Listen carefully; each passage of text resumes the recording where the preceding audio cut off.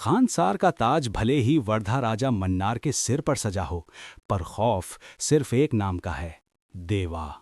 जिसके हाथों में उठी तलवार कभी झुकती नहीं, जिसकी दहाड़ से हजारों की भीड़ कांप उठे और जिसकी वफादारी अब उसके ही दोस्त के लिए सवाल बन चुकी है। देवा ने वर्धा राजा मन्नार के लिए पूरा खानसार खून में डुबो दिया था, लेकिन साम्राज्य जितना बड़ा होता है उतने बड़े दुश्मन होते हैं।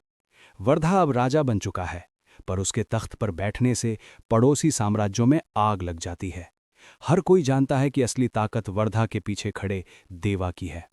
खानसार के चारों तरफ के छोटे छोटे साम्राज्य एक अलायंस बना लेते हैं ताकि देवा और वर्धा को खत्म किया जा सके।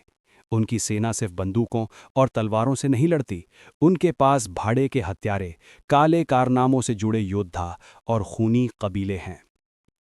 लेकिन सबसे बड़ा शौक तब आता है जब वर्धा खुद देवा से डरने लगता है, क्योंकि पूरा साम्राज्य अब देवा को द ब्लैक किंग बुलाने लगा है। वर्धा समझता है कि लोग अब उसे नहीं बल्कि देवा को असली राजा मान रहे हैं। दोस्ती धीरे धीरे शक में बदल जाती है। वर्धा को लगता है कि देवा उसकी गद्दी हथियाना चाहता है। देवा अपने दोस्त को धोखा देना नहीं चाहता, लेकिन उसे मजबूरी में खड़ा होना पड़ता है, क्योंकि बाहर के साम्राज्य पहले वर्धा को खत्म करना चाहते हैं। देवा दो मोर्चों पर लगता है।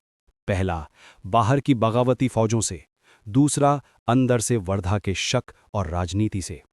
लेकिन असली डर यह है कि देवा का बचपन का वादा, वर्धा के लिए सब कुछ कुर्बान कर दूंगा, अब टूटने की कगार पर है।